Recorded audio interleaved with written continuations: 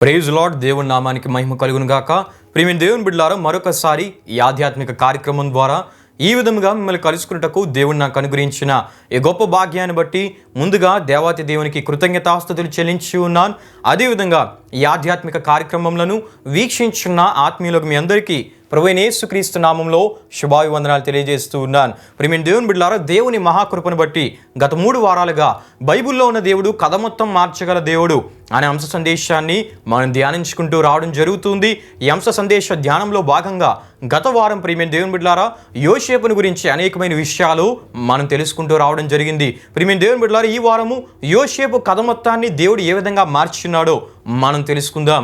ప్రియమైన దేవుని బిడ్డలారా, ఆదికాండం 40వ అధ్యాయం 23వ వచనంలో మనం చూస్తున్నప్పుడు అక్కడ ఈ విధంగా రాయబడి ఉన్నట్లు మనం చూస్తూ ఉంటాం. పానదాయకుల అధిపతి యోసేపును జ్ఞాపకం చేసుకొనక అతన్ని మర్చిపోయాను అని మనం చూస్తూ ఉంటాం. నిజమే ప్రియమైన దేవుని బిడ్డలారా, మన ద్వారా దేవుని మేలును పొందిన మనుషులు మనల్ని మర్చిపోతూ ఉంటారు.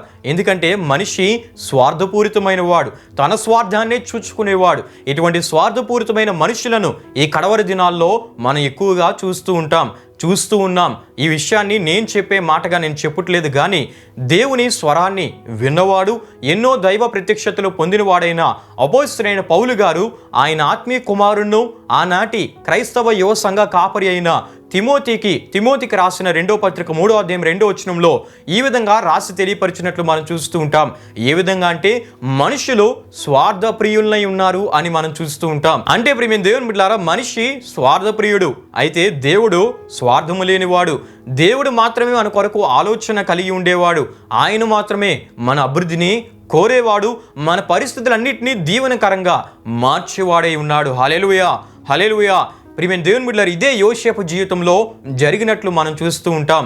యోసేపు ఏ దేవునికైతే భయపడి జీవిస్తున్నాడో ఆ దేవుడు యోసేపుని విడిచిపెట్టక యోసేపుతోనే ఉంటూ అన్నిటినీ గమనిస్తూ యోసేపు కథ మొత్తాన్ని మార్చాలనుకున్నాడు. హల్లెలూయా, హల్లెలూయా. గనుకనే ఐగుప్తు ఫరోకు ఆయన కలను కలుగు చేశాడు. ఐగుప్తు ఫరోకు కల కలిగిన సమయంలో యోసేపు ఐగుప్తు చెరసాల్లో ఉన్నాడు.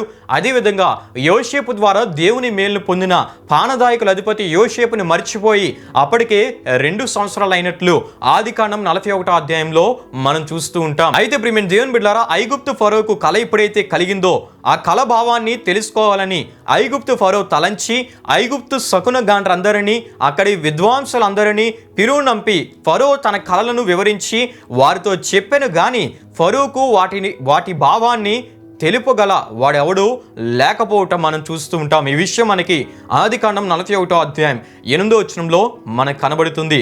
ఇటువంటి పరిస్థితుల్లో పానదాయకుల అధిపతి జ్ఞాపకంలోనికి యోసేపు దేవునిచే తేబడ్డాడు. హల్లెలూయా, హల్లెలూయా. ఆదికాండం 41వ అధ్యాయం 9 నుండి 13 వరకు రాయబడిన వాక్యవచనాల్లో ఈ విషయాలు మనం చూస్తూ ఉంటాం. యోసేపును గురించి ఐగుప్తు ఫరోకు పానదాయకుల అధిపతి ఈ విధంగా చెప్పుటను మనం చూస్తూ ఉంటాం. అయ్యా, భక్ష్యకారుణ్ణు నేనును మీ ఎడల తప్పు చేసినప్పుడు మీరు మమ్మల్ని చెరసాల్లో వేయగా అక్కడ మా ఇద్దరికి కలలు వచ్చాయి. అయితే ఆ కలల భావాలను ఒక హెబ్రీ యవ్వనుడు మాకు చెప్పినట్లే మాకు జరిగింది. నాకు మరలా ఉద్యోగం ఇవ్వబడింది. భక్ష్యకారుడు ఉరితీయింపబడ్డాడు. అతడే మీకు కలిగిన ఈ కల భావాన్ని తెలియజేయగలడు అనే విషయాన్ని ఫరోకు పానదాయకుల అధిపతి చెప్పినట్లు మనం చూస్తూ ఉంటాం. హల్లెలూయా, హల్లెలూయా. ఎప్పుడైతే పానదాయకుల అధిపతి ఈ విధంగా ఫరోకు తెలియజేశాడో ఫరో యోసేపును తన ఎదుటికి తీసుకుని రమ్మని చెప్పాడు. ఫరో ఎదుటికి యోసేపు తీసుకుని రాబడ్డాడు. ఏ విధంగా అంటే దాసుని బట్టలతో కాదు, ఖైదీ బట్టలతో కాదు, పెరిగిన జుట్టుతో కాదు, క్షౌరం చేయబడింది అంటే హెయిర్ కటింగ్ చేయించారు, మంచి బట్టలు ఇచ్చారు. అవి ధరించిన వాడే యోసేపు ఫరో ఎదుటికి తీసుకుని రాబడ్డాడు. హల్లెలూయా, హల్లెలూయా. అంటే ప్రియమైన దేవుని బిడ్డలారా, దేవుడు మన కథ మొత్తాన్ని మార్చాలనుకుంటే రాజులకు మన ద్వారా ఆయన అవసరతను కల్పిస్తాడు, అధికారులకు మన అవసరతను తెలియజేస్తాడు, గొప్ప గొప్ప ఐశ్వర్యవంతులకు మన ద్వారా ఆయన అవసరతను తెలియజేస్తాడు. అంతేకాకుండా పరిపాలకులకు మన అవసరతను కల్పిస్తాడు. ప్రియమైన దేవుని బిడ్డలారా, అంతేకాకుండా మనల్ని ఎవరి జ్ఞాపకంలోనికి తీసుకుని వెళ్ళాలో ఆయన జ్ఞాపకంలోనికి తీసుకుని వెళ్తాడు. మన విషయమై ఎవరిని వాడుకోవాలో ఆయన వాడుకునే దేవుడై ఉన్నాడు. హల్లెలూయా, హల్లెలూయా. అంతేకాకుండా మనల్ని ఎవరి ఎదుటికి ఎలా తీసుకుని వెళ్ళాలో, ఏ విధంగా తీసుకుని వెళ్ళాలో, ఎంత ఉన్నతమైన వారిగా తీసుకుని వెళ్ళాలో ఆ పనిని ఆయనే చేస్తాడు. ఇదే పనిని యోసేపు విషయమై ఆనాడు దేవుడు చేసి చూపించినట్లు మనం చూస్తూ ఉంటాం. హల్లెలూయా, హల్లెలూయా. ఈ విషయాలు ప్రియమైన దేవుని బిడ్డలారా ఆదికాండం 41వ అధ్యాయం 9 నుండి 14 వరకు రాయబడిన వాక్యవచనాల్లో మనం చూస్తూ ఉంటాం. అయితే ప్రియమైన దేవుని బిడ్డలారా, మొత్తానికి యోసేపు ఫరో ఎదుటికి తేబడ్డాడు. ఫరో ఎదుట దేవుణ్ణే మొదట యోసేపు మహిమపరిచినట్లు ఆదికాండం 41వ అధ్యాయం 16వ వచనంలో మనం చూస్తూ ఉంటాం. ఇందుకు ఎప్పుడు యోసేపు మహిమపరిచాడంటే, ఫరో కలను కలభావాన్ని నీవే తెలియజేయగలవని యోసేపుతో అన్నప్పుడు యోసేపు దేవుణ్ణే మహిమపరచుటను ఆదికాండం 41వ అధ్యాయం 15-16 వచనాల్లో మనం చూస్తూ ఉంటాం. హల్లెలూయా, హల్లెలూయా. మొత్తానికి ఐగుప్తు ఫరో కలను యోసేపుకు తెలియజేయగా, యోసేపు దేవుని ఆత్మ సహాయం ద్వారా ఫరోకు కలిగిన కల యొక్క భావాన్ని తెలియజేయగా, ఫరో కల భావాన్ని యోసేపు ద్వారా తెలుసుకొని గాని యోసేపుతో అన్న మాటలు మనం చూస్తే ఆదికాండం 41వ అధ్యాయం 40వ వచనంలో ఈ విధంగా మనం చూస్తూ ఉంటాం. నీవు నా ఇంటికి అధికారివై ఉండవలెను, నా ప్రజలందరూ నీకు విధేయులై ఉందురు, సింహాసన విషయంలో మాత్రమే నేను నీకంటే పైవాడినై ఉందునని యోసేపుతో చెప్పినట్లు మనం చూస్తూ ఉంటాం. హల్లెలూయా, హల్లెలూయా. అంటే ప్రియమైన దేవుని బిడ్డలారా, చేయని తప్పుకి శిక్షను అనుభవించుచున్న యోసేపు బయటకు తీసుకుని రాబడ్డాడు. ఫరోకి కల యొక్క భావాన్ని చెప్పిన తర్వాత మరలా యోసేపు చెరసాల్లోనే ఉంచబడాలి. ఎందుకంటే మనుషులు స్వార్థప్రియులు గనుక, వారి స్వప్రయోజనాన్ని కోరేవారు గనుక. కానీ యోసేపు విషయమై ఇలా జరగలేదు. కారణం ఏంటంటే, యోసేపు కథ మొత్తాన్ని దేవుడు మార్చాలనుకున్నాడు గనుక, మార్చే పనిలో ఆయన ఉన్నాడు గనుక ఒకదాని తర్వాత ఒకటి మార్చుచునే ఆయన ఉన్నాడు. ప్రియమైన దేవుని బిడ్డలారా, హల్లెలూయా, హల్లెలూయా. గనుకనే ఫరో ఒక ఇబ్రీ దాసుని విషయమై ఒక పెద్ద నిర్ణయాన్ని తీసుకున్నాడు. నిజానికి ఐగుప్తు దేశం యోసేపుది కాదు, కానీ దేవుడు కథ మొత్తాన్ని మార్చుచూ ఉన్నప్పుడు మనది కాని దేశంలో కూడా పరిపాలకులకే మనల్ని అధికారులుగా ఉంచగలవాడు మన దేవుడై ఉన్నాడు. అక్కడ ఉండే దేశ ప్రజలందరూ మనకు విధేయులుగా ఉండినట్లు మార్చగల దేవుడు బైబిల్లో ఉన్న దేవుడై ఉన్నాడు. హల్లెలూయా, హల్లెలూయా. అంతేకాకుండా పేరుకు మాత్రమే పరిపాలకులుగా వారు అక్కడ నెరవేర్చబడే ఆలోచనలు మన ద్వారా దేవుని ఆలోచనలుగా ఉంటాయి. అక్కడ మన మాటలకే అత్యంత ప్రాముఖ్యత ఉండినట్లు దేవుడు చేస్తాడు. ఇదే కథ మొత్తం మార్చగల బైబిల్ దేవుని గొప్ప శక్తి, గొప్పతనమై ఉన్నదని తప్పక మనం తెలుసుకోవాలి. హల్లెలూయా, హల్లెలూయా. ఈ విధంగా ఒక ఇబ్రీ దాసుడిగా ఐగుప్తులో ఉన్న యోసేపు జీవితం ఫరో చేతి ఉంగరం తన చేతికి మార్చబడింది. సన్నపు నారు బట్టలు యోసేపుకు తొడిగించబడ్డాయి. ఇది యోసేపు యొక్క రాజరికపు స్థితిని, పరిపాలనా స్థితిని మనకి తెలియజేస్తూ ఉంది. మెడకు బంగారు గొలుసు, రథం మీద ఊరేగింపు. ఆ దేశపు ప్రజలు యోసేపు రథం ముందు నిలవబడుచు వందన గౌరవాన్ని చేయడం మనం చూస్తూ ఉంటాం.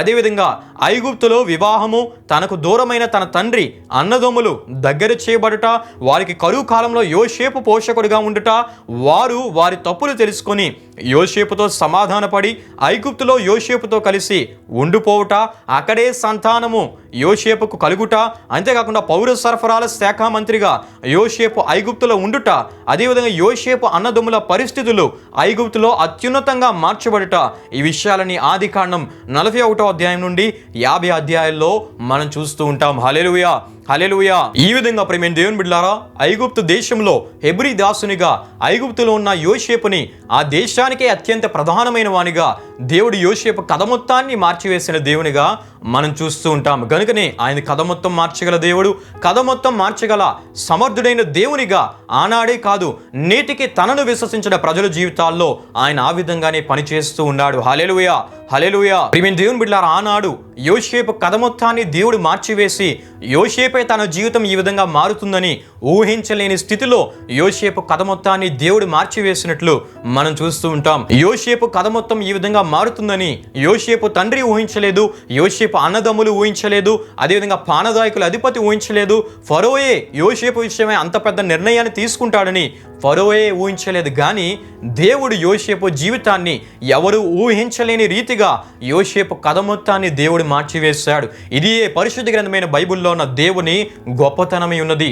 ఆయన కథ మొత్తాన్ని మార్చగల దేవుడై ఉన్నాడు. హల్లెలూయా, హల్లెలూయా. ప్రియమైన దేవుని బిడ్డలారా, ఇదే ఈ అంశ సందేశ ధ్యానంలో భాగంగా వచ్చే వారం మరి ఒక వ్యక్తిని గురించి మనం తెలుసుకుందాం.